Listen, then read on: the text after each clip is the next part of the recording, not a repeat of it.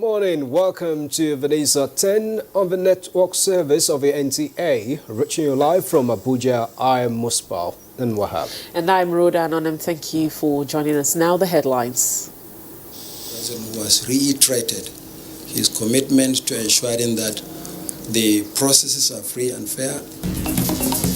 President Buhari tasked INEC and the Nigeria police to provide secure environments for Nigerians during elections.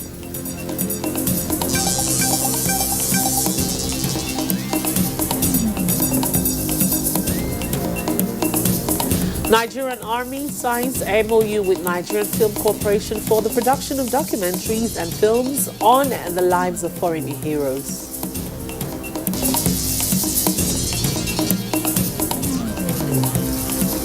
Celebration of Lease of Life as National Hospital Abuja presents a separated conjoined twins surviving almost 2 years after operation.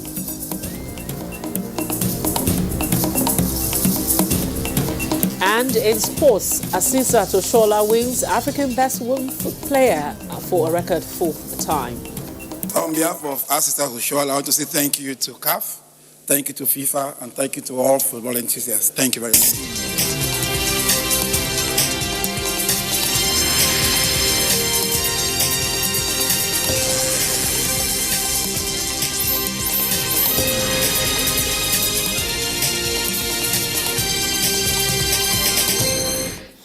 Thanks a lot for staying tuned into Vanessa 10. President Muhammadu Buhari has charged the Independent National Electoral Commission, INEC, and the Nigeria Police not only to be firm and fair, but provide a level playing and secure environment for all in the discharge of their responsibilities. The President affirmed his resolve towards engendering a free, fair and credible electoral process in the country at a strategic meeting with the INEC Chairman, Professor Mahmoud Yakubu, and the Inspector General of Police, Mohammed Adamu. State House correspondent Adamu Sambe reports.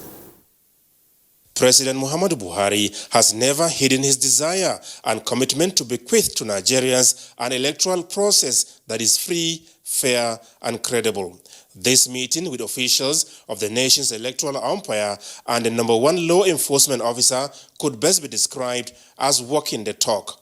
All litigations in respect of the last general elections have been finalized. As a result, 30 national and state assembly elections have been nullified.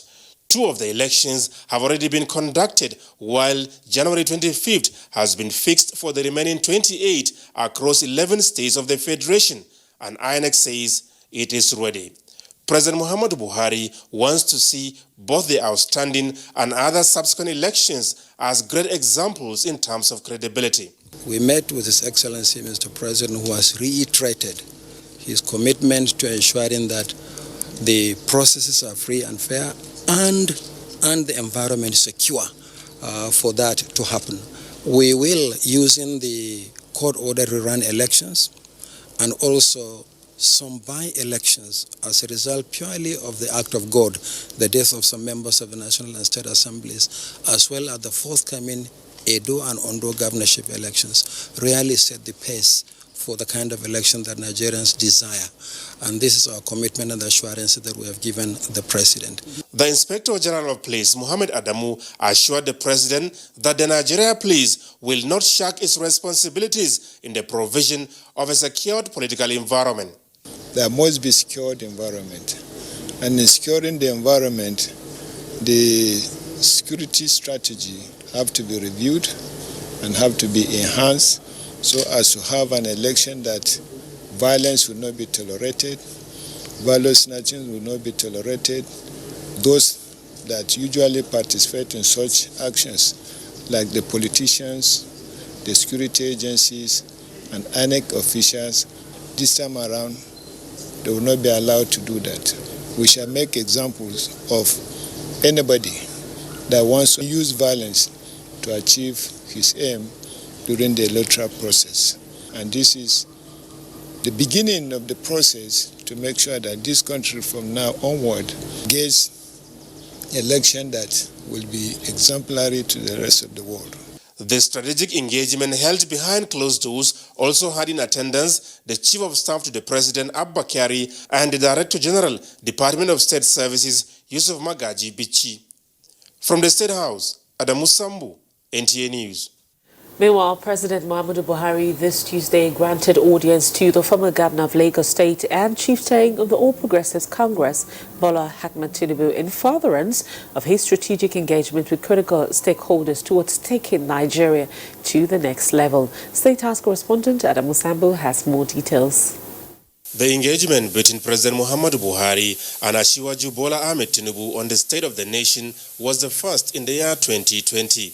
Discussions held behind closed doors centered on the security, stability, and socio-economic development of Nigeria. Speaking to newsmen shortly after, Chief Bola Ahmed Tinubu described the New Year message by President Muhammadu Buhari to Nigerians as thought-provoking and reassuring. His New Year message resonated very well.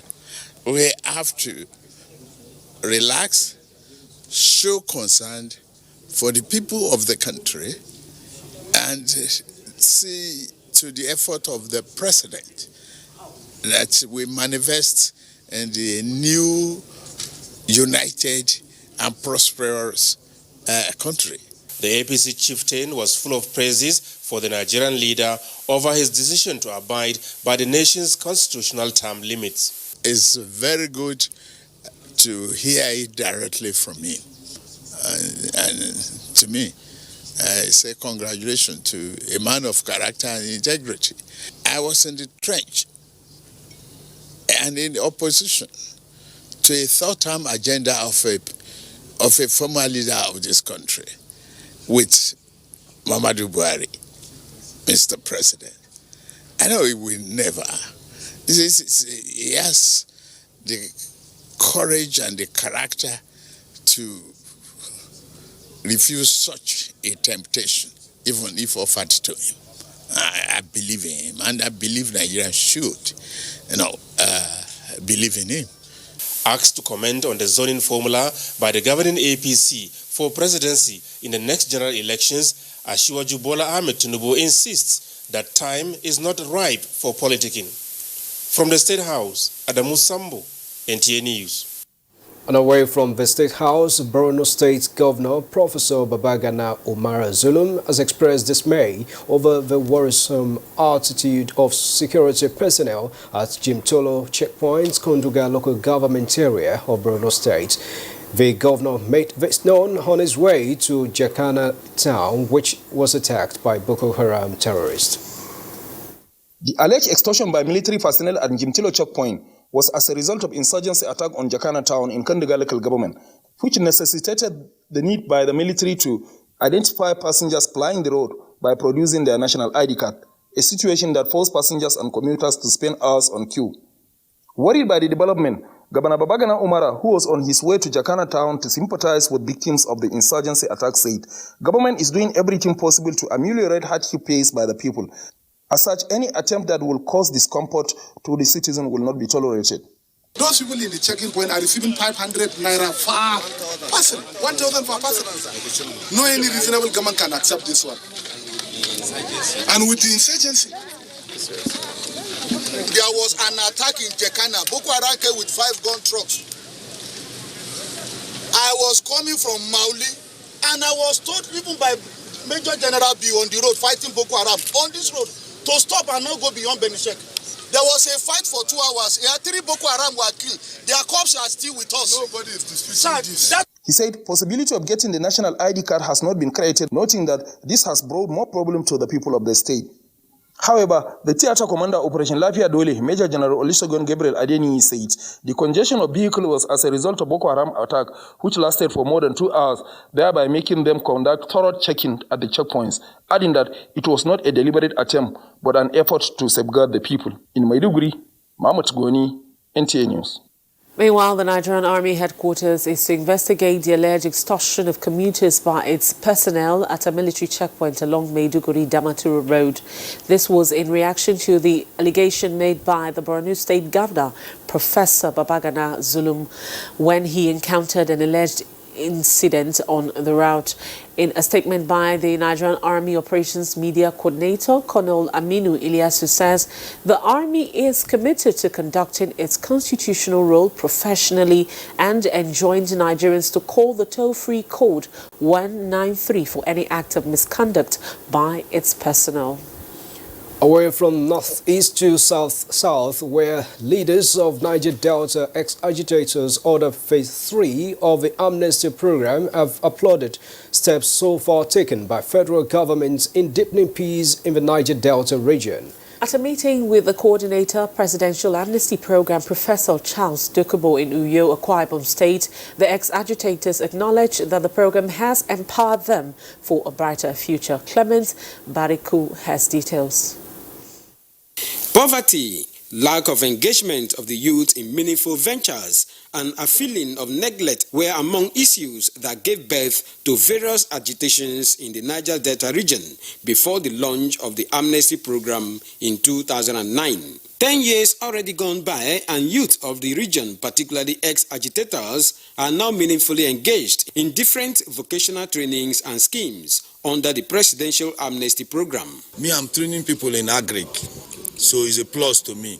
For before, we don't have these opportunities. A lot of people are in school, and their school fees, tuitions, and allowances are being paid steadily. And this Avengers issue, all have gone with the effort of President Buhari and the support of the SC to the President of Niger Delta and the Coordinator Presidential Amnesty Program. This meeting between leaders of Niger Delta ex-agitators and the coordinator of Presidential Amnesty Program, Professor Charles Dokubo, is meant to resolve issues affecting phase 3 of the amnesty program and chart new ways for deepening existing peace in the region. We are going to set a new pathway so that those issues that have been raised will be addressed. The sustained engagement of the Niger Delta ex-agitators by the federal government has allowed for daily oil production growth, even as government remained focused on adopting new strategies to sustain the stability and security in the region. In Uyo, Clement Barikui, NTA News. As part of effort to educate the public on the activities of the Nigerian Armed Forces, the Defense Headquarters has signed a Memorandum of Understanding with the Nigerian Film Corporation for the production of documentaries and films on the lives of some of the fallen heroes. Donye Dia reports.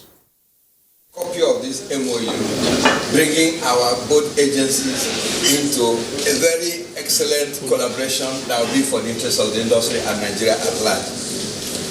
The signing of that MOU officially put a seal on the partnership between the Nigerian Film Corporations and the Defense Headquarters in order to produce short documentaries and movies that will showcase some of the activities of the Nigerian Armed Forces as well as the sacrifices of its men. Many Nigerians are unaware of what the military is doing. It is for that reason that the Chief of Defense Staff decided that we will go into collaboration with Nigerian Film Corporation so that we will start working together to produce films. From experience, the valor and courage of the Nigerian Armed Forces has been greatly underestimated. And we need to tell their story over and over and over again. When we talk about global presence of the Nigerian military, we are going to do that using the Nigerian filmmakers. They are going to be the new generals in uniform, the new rear admirals. All are going to be Nigerian filmmakers. Doing Dia NT News. The Nigeria security forces are working continuously to return those taken hostage by Boko Haram to their families, friends and communities. In doing this, the government has full confidence in their ability to accomplish the task. In a statement released by the Senior Special Assistant to the President on Media and Publicity, Garba Shehu, the government has condemned the appalling acts of terror, especially following the festive period. It adds that Nigerians must continue to be united in ensuring their that they do not subscribe to its message of division. The presidency notes that, unfortunately, some leaders and politicians seek to make political capital from religious differences. Hence, it has resolved never to condone religious intolerance. The presidency adds that what Nigeria needs urgently at the moment is addressing rampant unemployment, alleviating poverty, and developing long-delayed infrastructure. This is the News at 10 on the network service of the NTA. We'll take our first break now, but when we come back, History as National Hospital Abuja presents the separated conjoined twins to the public. Electricity Regulatory Commission debunks increase in electricity tariff. Details after the break.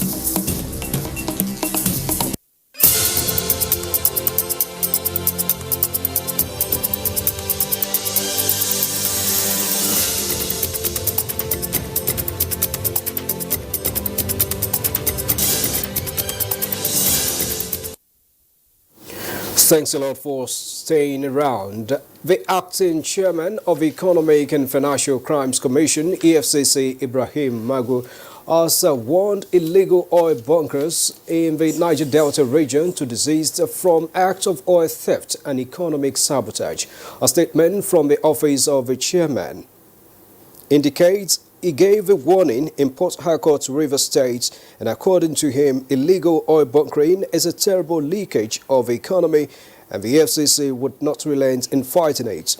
The EFCC chairman stressed that illegal oil bunkers would face tougher times in the new year. He also paid an inspection visit to the 6th Division, Nigerian Army, Port Harcourt, where vehicles forfeited to the federal government by illegal oil dealers are being kept.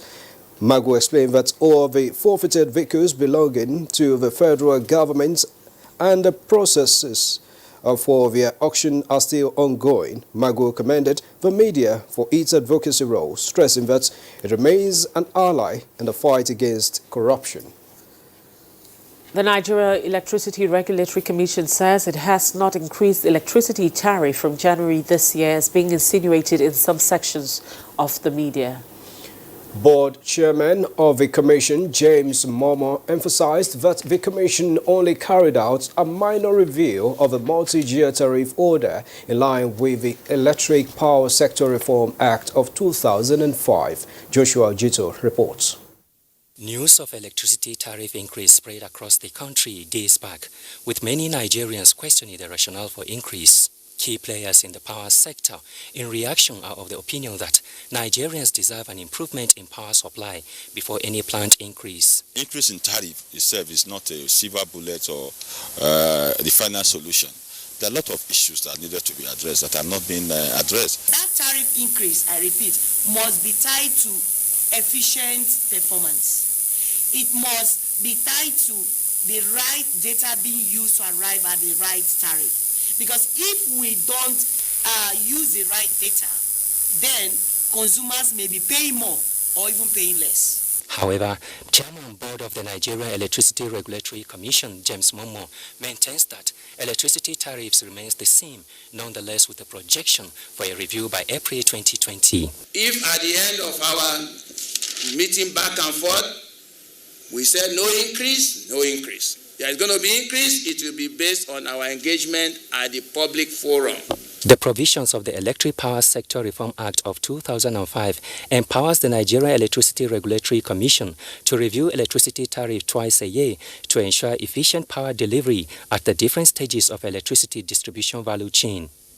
In Abuja, Joshua Ojito, NTA News. State governments enjoined to replicate federal government's commitment in agricultural sector.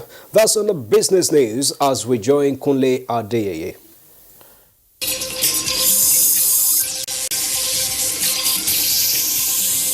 The federal government has committed much resources to agriculture, which has increased local food production with less dependence on importation.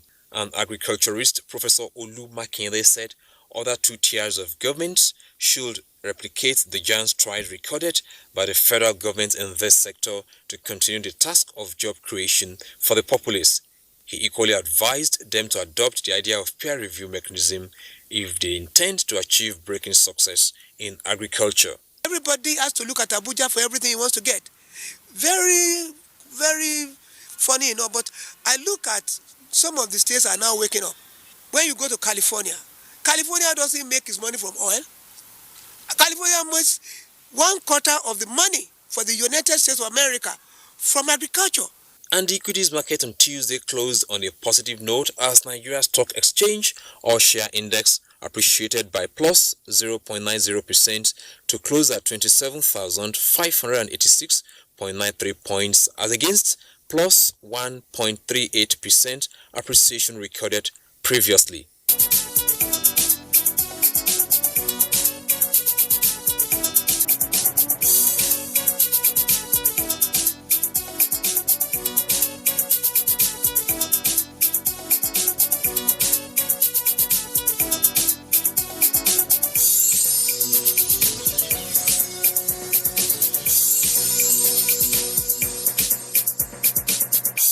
With business news, I'm Kunle Adeyeye.